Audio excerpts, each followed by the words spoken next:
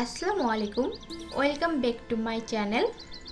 পবিত্র মাহে রমজানের শুভেচ্ছা জানিয়ে আমার আজকের পর্বটা শুরু করছি। যেহেতু এখন গরম আর দিনটাও কিন্তু বেশ লম্বা হয়ে থাকে, তো সারাদিন রোজা রাখার পর বিকেলে একটু হলেও আমরা সকলেই কিন্তু ক্লান্তি অনুভব করি। তো এই ক্লান্তি দূর করার জন্য আজকে আমি আপনাদের সাথে 5 রকম রঙের এবং 5 রকম স্বাদের লেবুর শরবত তৈরি করে দেখাবো। তাহলে দেখে নেওয়া যাক 5 রকম রঙের শরবতের রেসিপি। তো লেবুর শরবত বানাবার জন্য নিয়েছি আমি 6টা একদম ফ্রেশ লেবু। লেবুগুলো মোটামুটি মিডিয়াম সাইজের। লেবুগুলো কাটবার আগে যদি এরকম হাত দিয়ে একটু ডলে নেওয়া হয়, তাহলে কাটার পরে লেবুগুলোর থেকে রসের পরিমাণটা একটু বেশি বেরোয়। তাই আমি কাটার আগে প্রতিটা লেবু হাত দিয়ে এইভাবে একটু ডলে নিয়ে কাটছি। লেবুগুলো কাটা হয়ে গেলে লেবুগুলোর থেকে রসটা বের করে নিচ্ছি। যতগুলো লেবু এখানে কেটে নিয়েছিলাম তার থেকে যতটুকু সম্ভব রসটা বের করে নিয়েছি। আর এই লেবুর রসটা যদি সংরক্ষণ করতে চান, তাহলে এর মধ্যে নর্মাল জল মিশিয়ে লেবুর রসটাকে ডাইলুট করে আইস কিউব বক্সের মধ্যে ভরে ডিপ ফ্রিজে রেখে দিতে পারেন। আমাদের প্রথম শরবত লেবু জিরে শরবত। একটা গ্লাসে নিয়ে নিচ্ছি 1 চা চামচ পাতি লেবুর রস। তারপরে দিয়ে দিচ্ছি অল্প পরিমাণে লবণ এবং বিট লবণ। তারপরে দিয়ে দিচ্ছি 2 টেবিল চামচ পরিমাণে গুঁড়ো চিনি। অবশ্যই চিনিটা নিজের প্রয়োজন অনুযায়ী দিয়ে দিবেন। এরপর দিয়ে দিচ্ছি ভাজা জিরে গুঁড়ো। দিয়ে দিচ্ছি 250 ml ঠান্ডা পানি। দিয়ে দিচ্ছি কয়েক টুকরা বরফ। সব কিছুকেই ভালোভাবে মিশিয়ে নিলেই ব্যাস তৈরি হয়ে গেল লেবু জিরে শরবত। আমাদের দ্বিতীয় শরবত লেবু শসা শরবত। এখানে আমি একটা শসা খোসা সহ কিউব করে কেটে নিয়েছি। এবার শসাগুলোকে ব্লেন্ডারে দিয়ে ব্লেন্ড করে নেব। দিয়ে দিচ্ছি অল্প পরিমাণে পানি, এতে শসাটা ব্লেন্ড করতে সুবিধা হবে।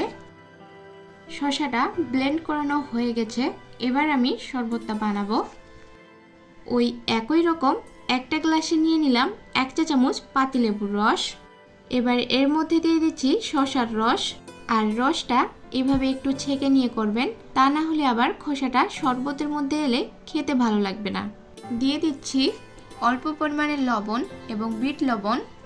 তারপরে দিয়ে দিচ্ছি 1 টেবিল চামচ পরিমাণে গুঁড়ো চিনি। দিয়ে দিচ্ছি কয়েক টুকরা বরফ। এবার দিয়ে দিচ্ছি ঠান্ডা পানি। ভালো করে মিশিয়ে নেব। আমাদের শসা লেবু শরবত একদম তৈরি। আমাদের তৃতীয় শরবত আঙ্গুর আর পাতিলেবু শরবত। ওই একই রকম একটা গ্লাসে নিয়ে নিলাম 1 চা চামচ পাতিলেবুর রস আর দিয়ে দিচ্ছি বিট লবণ, তবে চাইলে এখানে নর্মাল লবণও ব্যবহার করতে পারেন। এবার দিয়ে দিচ্ছি আঙ্গুরের রস। ওই একই রকম ভাবে ব্লেন্ডারে ব্লেন্ড করে নিয়ে আঙ্গুরের রসটাকে আমি ছেঁকে নিয়েছি। কালো আঙ্গুর আর লেবুর শরবত খেতে তো ভীষণই ভালো লাগে, বিশেষ করে বাচ্চারা খেতে এটা ভীষণই পছন্দ করবে। দিয়ে দিচ্ছি 1 টেবিল চামচ পরিমাণে গুঁড়ো চিনি। দিয়ে দিচ্ছি কয়েক টুকরা বরফ। বাকিটা দিয়ে দিচ্ছি ঠান্ডা পানি। ভালো করে মিশিয়ে দেব। আমাদের কালো আঙ্গুর আর লেবুর শরবত একদম তৈরি। আমাদের 4 নম্বর শরবত গাজর আর পাতিলেবুর শরবত। ওই একই রকম ভাবে একটা গ্লাসে দিয়ে দিচ্ছি 1 চামচ পরিমাণে পাতিলেবুর রস। দিয়ে দিচ্ছি অল্প পরিমাণে লবণ এবং বিট লবণ। দিয়ে দিচ্ছি এবার গাজরের রস। দিয়ে দিচ্ছি 1 টেবিল চামচ গুঁড়ো চিনি আর দিয়ে দিলাম কয়েক টুকরা বরফ। বাকিটা দিয়ে দিচ্ছি ঠান্ডা পানি। এর মধ্যে চাইলে ভাজা জিরার গুঁড়া ব্যবহার করতে পারেন।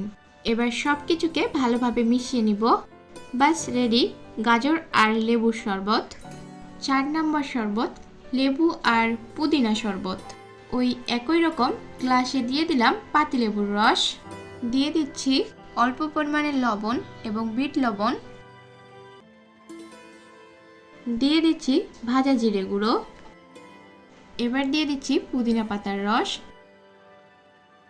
বাকিটা দিয়ে দিচ্ছি ঠান্ডা পানি। এবার দিয়ে দিচ্ছি 2 টেবিল চামচ পরিমাণে গুঁড়া চিনি। আর দিয়ে দিলাম কয়েক টুকরা বরফ। তৈরি হয়ে গেল লেবু পুদিনা শরবত। ভালো করে মিশিয়ে নিয়ে এটাকে ঠান্ডা ঠান্ডা সার্ভ করলে খেতে ভীষণই ভালো লাগে। এক এক করে এখানে 5 রকম রঙের এবং 5 রকম স্বাদের লেবুর শরবত খুব সহজ এবং সিম্পলভাবে আপনাদের তৈরি করে দেখিয়ে দিলাম। একবার হলো এই রেসিপিটা ট্রাই করতেই পারেন, আশা করি আপনাদের ভালো লাগবে। আমার রেসিপি যদি আপনাদের ভালো লেগে থাকে তাহলে প্লিজ একটা লাইক দিতে ভুলবেন না। আর আমার চ্যানেলে যদি আপনি নতুন হয়ে থাকেন তাহলে প্লিজ আমার চ্যানেলটা সাবস্ক্রাইব করে দিবেন। আজকের মতো এই পর্যন্তই। আল্লাহ হাফেজ।